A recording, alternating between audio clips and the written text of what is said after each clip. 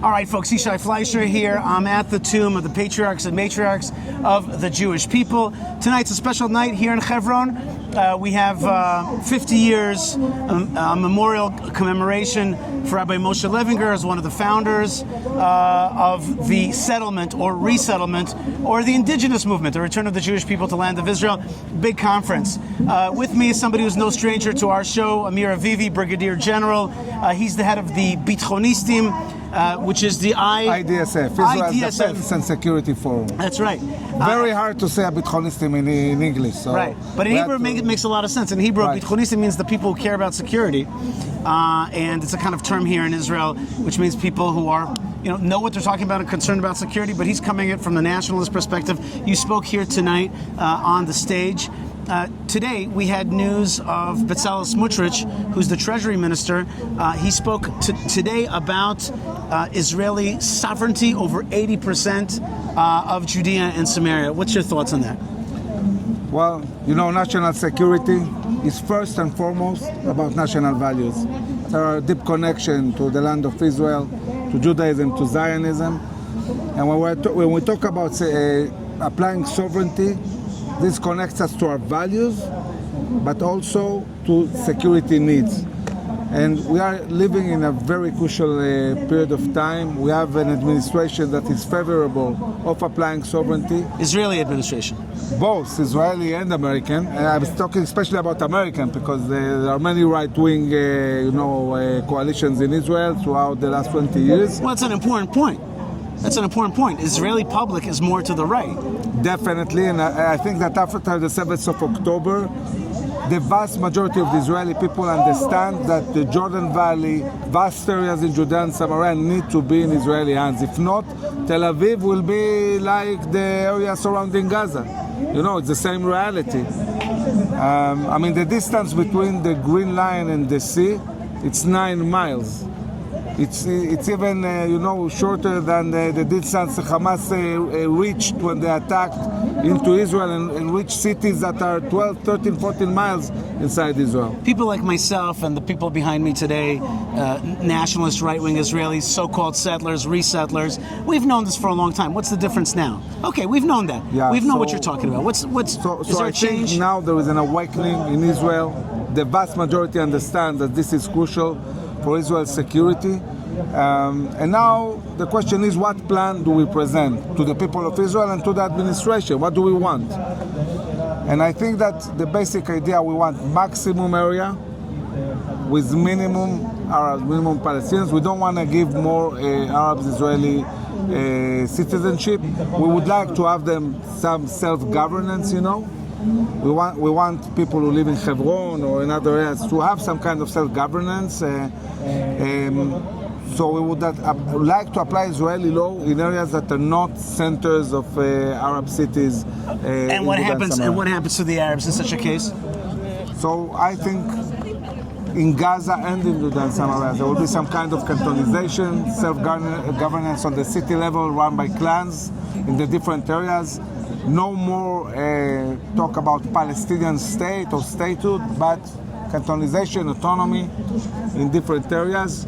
I think it will be beneficial for us. I think it's also going to be very beneficial for them, because once you apply the Israeli law in these areas, this will bring massive investments, economical investments, new cities, industries, roads, trains, things that we cannot do today if we don't decide what's the future of this area. So it's interesting you say that. Smotrich, who's the Treasury Minister, said something very interesting. He said, people ask him all the time, what is the cost? And he said the cost of this war is somewhere in the 300 billion shekel. And it's all because of incorrect security assessment and posture. He says this is going to bring money. It's not going to cost money, it's going to bring money. It's not going to bring money, it's going to bring huge amounts of money. It's going to create an economical prosperity, A boom, an economical boom. We'll build cities, we will build roads, we'll build trains from Eilat to the north. That in Israel you have like the big basic plan over the land of Israel. It's called Tama 35, right? The planning of the country looking 25, 30 years ahead.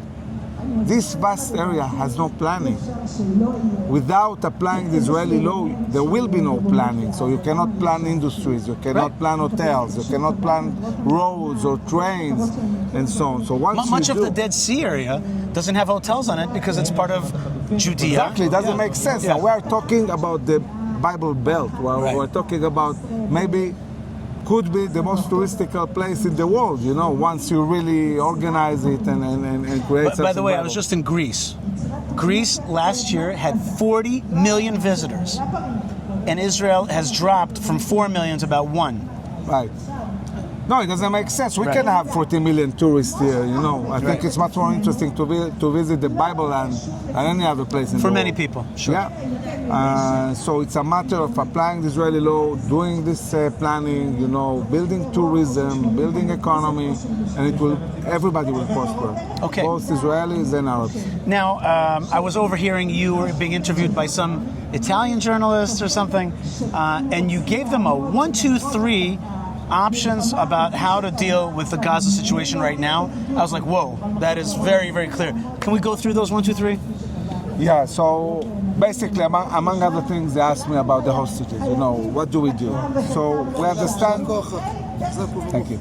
We understand that there is no partial deal at the moment. I mean, it's obvious that Prime Minister Netanyahu and President Trump, they want to move forward with a decisive win.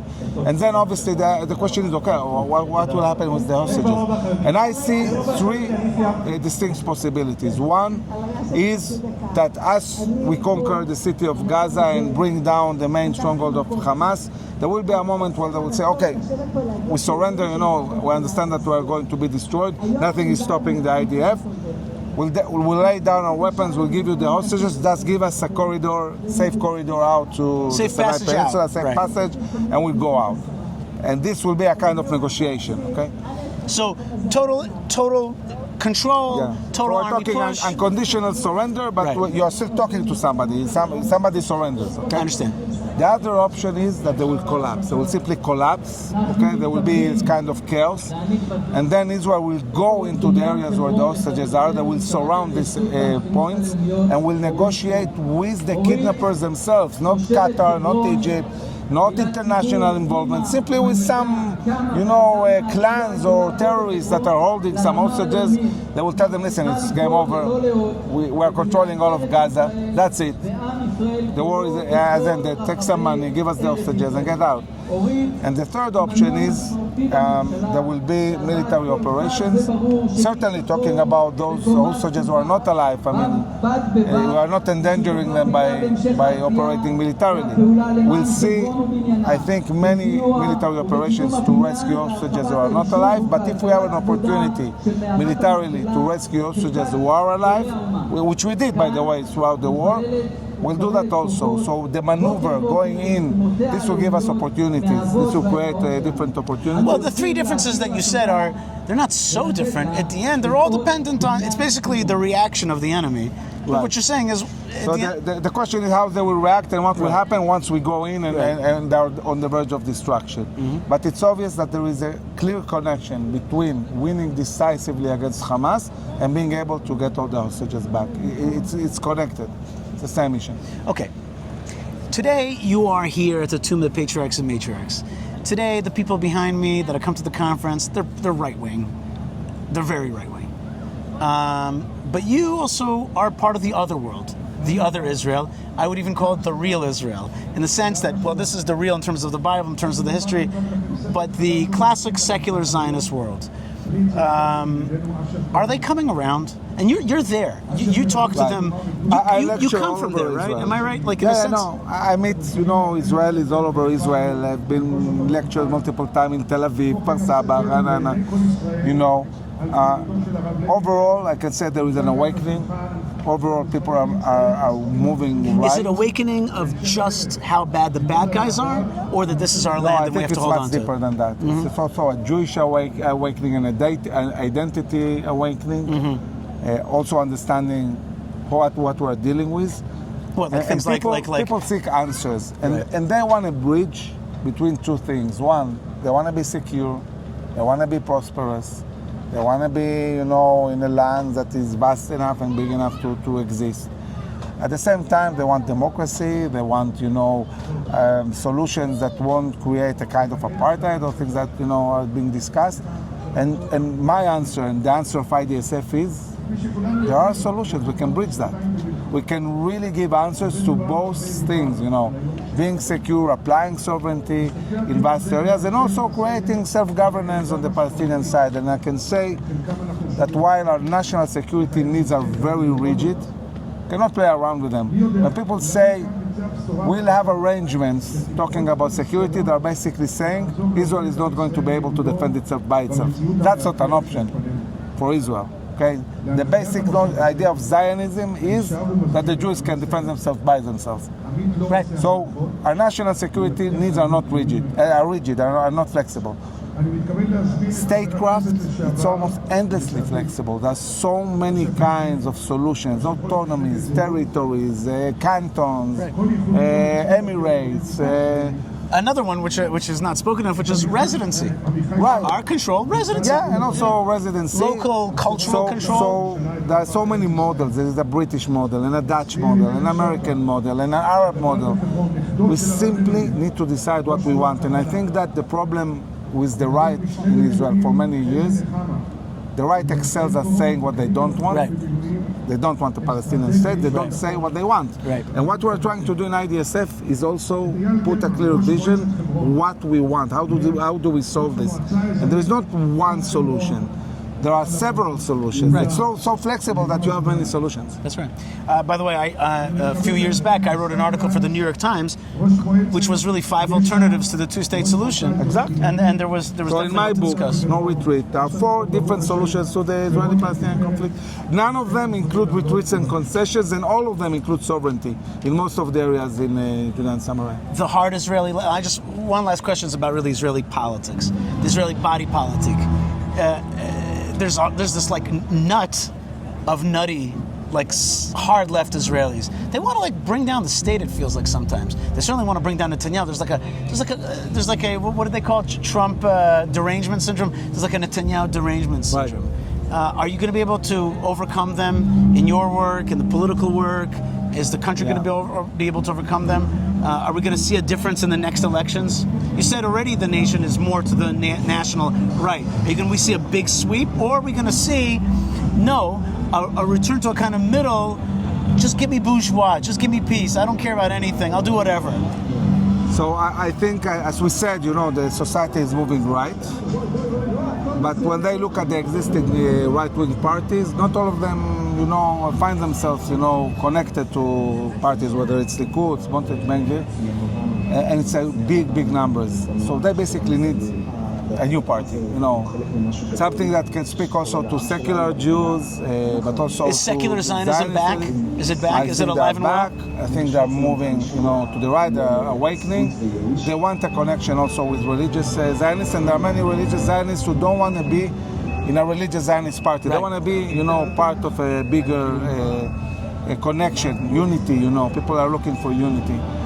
So I believe that the next elections in a year, they will bring new leadership to Israel. And this leadership is not going to take over in a day, but it's going to be a beginning, a start of a new leadership that will grow, in the coming years. Last question. I saw you taking selfies with your wife at the Mea'ara HaMachpelah, the tomb of the Patriarchs and Matriarchs, what are euphemistically called the mamas and the papas. How many Israelis have been here? So few, right? The youth, do they understand this thing? We have a shrine here of the book of Genesis of fathers and mothers. By the way, it doesn't exist anywhere else in the world. Fathers and mothers that give birth to a nation. I saw you taking a selfie. Many times I ask youngsters in Israel, who was born in Bethlehem? And the first answer is Jesus. Right. Not David. Right.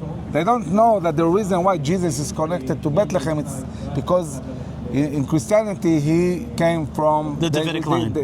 Right, Davidic line. So, and they don't know that Hebron was the capital of the tribe of Judea, that King David reigned Hebron for 7 years. today, in IDSF, we opened like a touristic company, and we bring groups here. We bring groups here to Samaria. Educational tourism. Educational And by tourism. the way, I just want you just to mention to the audience, I have featured some of your videos, and they've done quite well on my channel to feature your videos of education about Shiloh, about Hebron, about the whole story. So you're bringing people. Videos that you posted, some of them got 700,000, 800,000 views. Yep. People really want to connect, you know. And the young generation, when you speak with them, you bring these values back, you see the Jewish soul enlightened, they connect immediately because they're Jews, they connect. So we need to push this education in high schools, in pre-army programs. This week we started our first own pre-army program. I didn't know that. Tkuma pre-army program in Moshav Tkuma in the region of Gaza. Right, and Tkuma, by the way, means rising up, arise. Yeah. So we had this chance to so you started name the pre-army program after the Moshav that we put it in. It's under the name of Omer Smadja, the son of Oren Smadja, the Olympic medalist. He fell in Gaza in battle. And this is the message we bring them, a message of connection, deep connection to our heritage, to our history, to Judaism, to Zionism. And the biggest message is, you don't need to give up your identity to solve problems. Right. Quite the opposite. Our values are holistic. You don't play around with them. Right. Okay? First connect to who you are, then think about solutions, problems. It's a whole different kind of discussion. I think it was Margaret Thatcher who said that the Minister of Education is really the Minister of Defense. And that's what you're really saying, which is if you're rooted in your values, in your history, in your nation, in your narrative, you're going to be a strong fighter, you're going to have strong security, and then you're going to also have prosperity. The funny thing is what you're suggesting, what we're talking about, in the end, as you mentioned, will bring regional prosperity. It's a blessing. Definitely. Sometimes I wonder, I say to the jihadists in the media, I'm like, but what are you offering? What are you offering?